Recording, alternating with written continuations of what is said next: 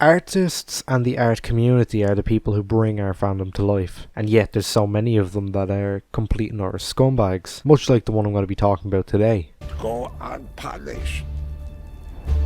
Right. Rico Rodriguez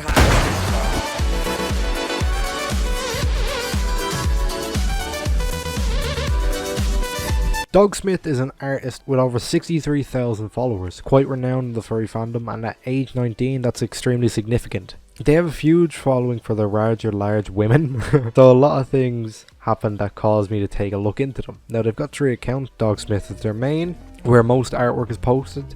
Phasic is a secondary account based solely around pregnancy, and finally the newest account, Dogscraps, which is an account posting all about their feelings and putting an absolute irony in my mind. Then why would you draw a cub art? That's the stuff that kids don't want in their mouth, but we move on.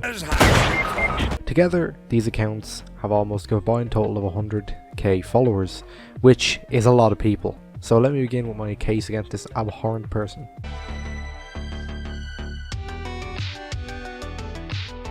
Customers are what give any artist the make or break or possibility of being an artist for a job. There are millions of small artists willing to take amazing artwork for you, and these people still choose to give money to scumbags and who we're looking at today, paedophiles. But let's get into Dogsmith's absolutely vile and abhorrent treatment of customers, and I had a lucky chance to speak to some previous customers of Dogsmith's who, after nearly 2 years, never received their artwork. Let's take a read. I need my reference fucking done. It's been 8 months. That is a long fucking time. Literally December last year. That's probably how long it's going to take for me to save up for my new system. When I calmed them, should go yell at them or something. In May, they sent me a sketch with basic line art done, and I haven't touched it since. Reach out and ask what's going on. I have multiple times. I'm like, I'm still on the list, right? And they're like, yes, don't worry.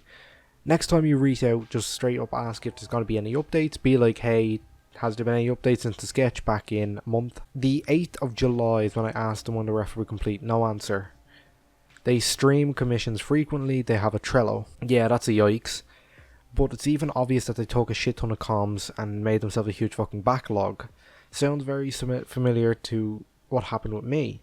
But it didn't take that long. A ton of people are also requesting refunds from them. So what's happening at this time is the commissioner didn't receive anything but line art in over 8 months, which is fucking abysmal. So they have every right to be fucking angry, and it continues with these. Do it, and if they ask why, be blunt and honest with them. They cannot get art of a character that you paid for and draw for you. It's been X months and you've had enough of waiting, so they're going to find another art. They post another screenshot saying, when can I expect the ref sheet to be completed? Which was completely ignored. And then any updates at all on the ref sheet and when it'll be done or if it's still being worked on. Me right now. Oh, they get back to me. Apparently next month, but they don't know. Pin that message. Nah, that's a bit much. Not really. They've given you a somewhat deadline and you've been waiting almost a year now. I don't want to piss them off. There's going to be a point where you have to. You've paid for a product, a service that is currently being withheld from you. True. IARC consumer laws state that you realistically should have been given the project unless directly told otherwise within 30 days of them charging your account. I'm aware, I just know they've been going through shit, but yeah, it's ridiculous. So you're legally okay to get pissed off, but I can understand the hesitation to do so. The last thing I want is to take someone who's already getting people asking for refunds left, right and centre is to start being incredibly pushy. I don't know. I have literally been in your situation. Do you remember the Snap My Choker trend last year? I ordered a commission when that initially started, and I didn't get the finished product until March, when the trend was fully dead and buried. You know what the artist did? What? Took more and more commissions on, finished them way before they even did mine. Yeah, that's what my artist is doing. And this was a discounted full body sketch they were taking on full references, Twitter commissions, etc. They clearly are tackling the comms that they like more first. Yeah, which is a huge red flag. It's a big artist too. If you have a design they don't like, you're at the bottom of the pile unless you push back. Fuck it, I'm gonna just say it, it's Dogsmith. Oh hell, my fucking pet worshipped them. If the same thing I'm thinking of. Did they used to be called Fezzenek?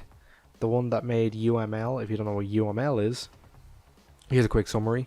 Yup. Yeah, my pet worshipped them. You mean the one who made UML or UMI and prioritized drawing that stuff over the one that they had people that had people in the pipeline for months? Yeah, that one. So we see in these current screenshots that there's not only is the commission completely fucking overdue, but the artist has just left their customer completely in the dark without messaging them for over a month. This is beyond awful, and not only giving your customer their work in upwards of 8 months, but leaving the customer in the dark with no clear lines of communication whether it'll be done or not. It also states in the consumer laws that if you don't receive the project within a given time span, unless told it'll be over 30 days, you can completely request a refund, and you're fully entitled to a refund, which is the basis of all PayPal chargebacks work on. But something else that was mentioned was UML. Now I had to Google what UML, and it was a community art project by Dogsmith with that basically promote themselves. So what happens when you have a year or two backlog of work? Do you A, finish the work? Do you B, focus solely on the work to ensure it's done before starting a new project? Or C, divert all attention to the new project, leaving up to 20 plus people up shit's creek for a commission and waste both their time and money only to receive a refund a year and a half into their commission? Guess on your phones right now. If you guess C, then you're correct. They diverted their full attention to this Ultimate Mating League thing, which was basically just a big porn art project, which left no time for commissions, which led to all of this, but it's not over there. Right, so as the load got bigger and bigger, haha, that was a nice pun. I wasn't aware of the commission woes and whatnot, who constantly draws personal pieces for themselves and specifically picks drawing that they'd like to work on. Yeah, not someone worth worshipping. Prioritizing UML commissions over that other stuff, yeah, that's not good. And then you see an on hold thing of a bunch of people who are on hold to be refunded, and it goes on for longer. Christ. Then they link the Trello. Take a look. My image isn't even in the up next. Drawings that aren't even in the up next somehow completed before that I'm in the current workload, which is basically I took these on but have no motivation to finish them, so here they are, half finished. Yeah, I can see. They have the gall to fucking waitlist for the reopened taking commissions. If you do a refund, go with Coda on For Affinity.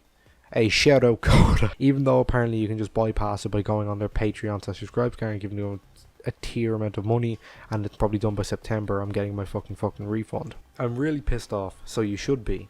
There are people who have had shit added to the Trello in February and haven't had the finished work. Yeah, that's pretty shitty. They deadass draw more personal art and art for their subscribed star fan than they do commissions. But for real, if they end up getting a refund, talk to Coda on FA, they do really good reference sheets, probably a huge fraction of the cost. They maybe got 2 commissions done in a single stream, like $250. In February, they even took on more and more commissions. Dogsmith, are you stupid or are you just dumb?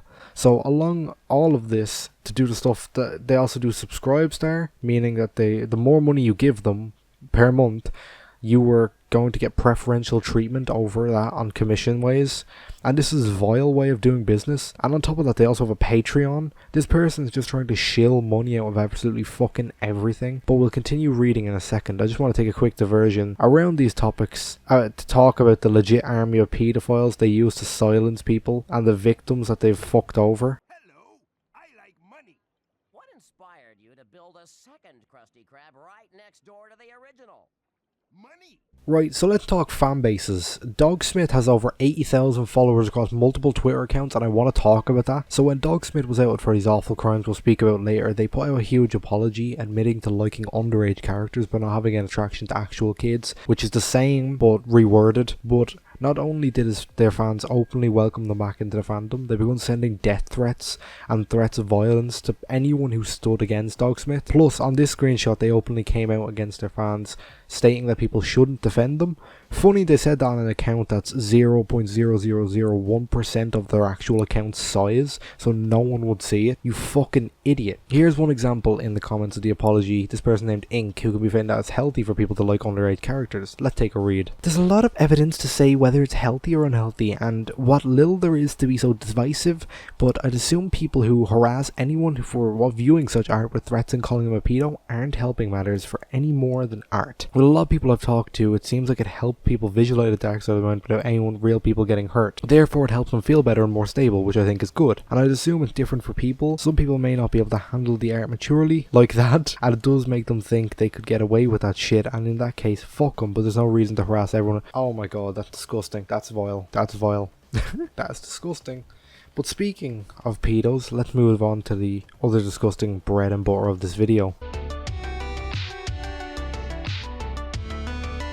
So Dogsmith was outed as being a cub artist, and there's two screenshots I want to reference from the screen caps I have saved. This one in particular. Dogsmith was found to be following a cub artist. And what does a normal human do?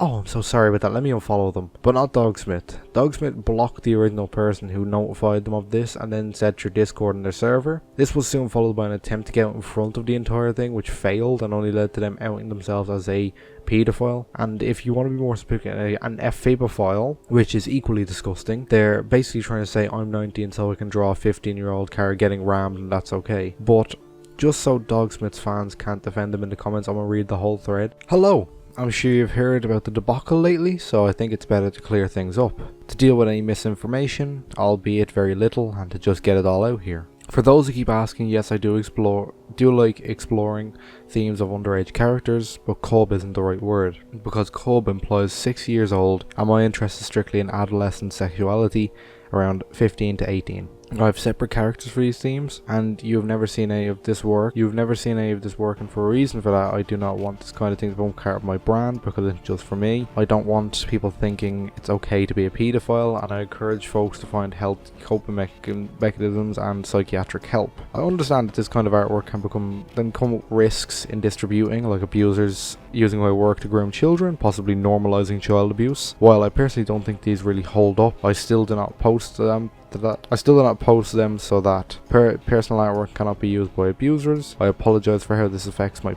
other people. My intentions of doing what I do, are never to hurt people and alienate people. I keep it a secret, not because of fear of being caught, but rather because I didn't want to hurt anyone. I would never, ever, never in a million years hurt anyone in reality.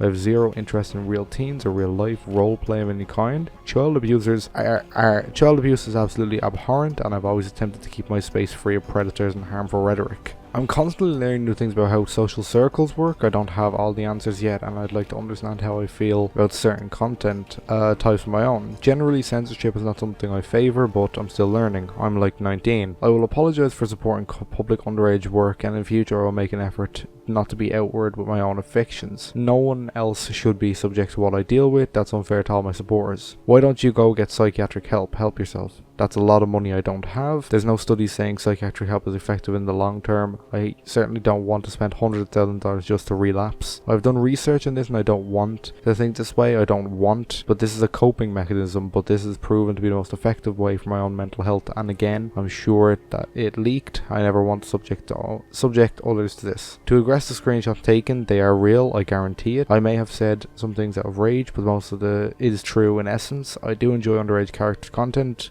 I never wanted it to be public. I totally understand if this is a deal breaker for supporting me, and I urge you to block me, unfollow, mute and trash at me. Do whatever you want, take whatever steps necessary to distance yourself from me. I don't want people to be affected by me. For the most part, this is all I say on the matter now. I don't want anyone commenting, don't apologise, did nothing wrong. I don't want people mindlessly coming to my defence, especially if it's baseless. I've got quite a few DMs in the last couple of hours and I will be answering those in some time. I haven't answered them. I'll be taking a little vacation from Twitter while I work on commissions. Haha, funny joke. Thanks for understanding, and I hope you all have a great day. So they no cap, no fraud, in their own words tried to say I'm not a paedophile because I have no attraction to real life kids, just animated and drawn ones.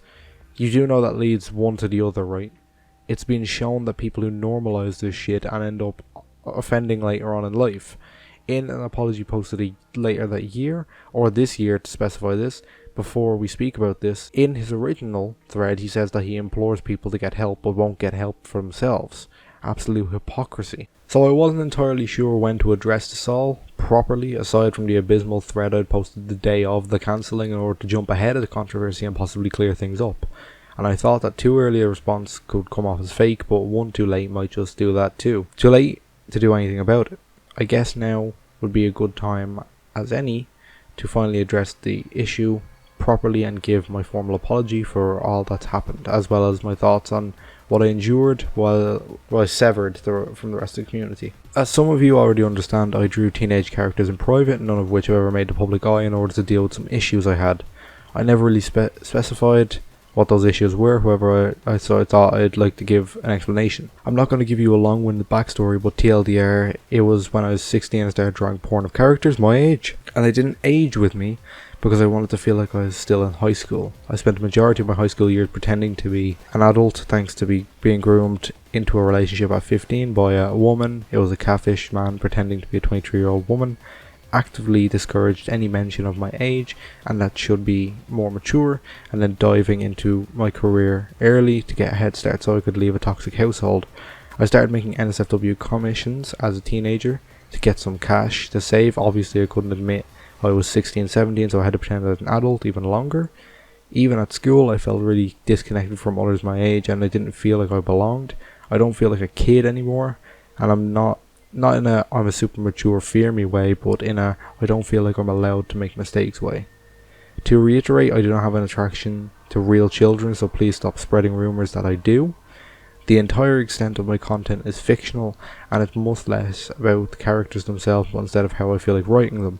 I had spoken to my therapist back then, paid for by my mom. Sadly, once I was cut off I couldn't afford it anymore, and she encouraged me to making this kind of content still.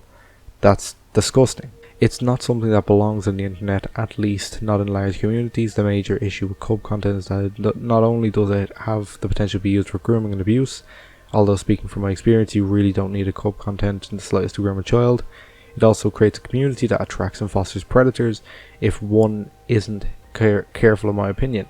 It's less about the content itself, but instead of what the kind of environment it can create that's particularly harmful, and that's the exact environment that you've created. Fiction is fiction, only goes so far, and I think instead of examining the effects of porn on an individual, such as grooming or possible normalization, it's more important to emphasize what kind of environments we create and be more conscious of how we interact with others with that. I'm going to apologize for supporting these kind of communities and ever participating in them.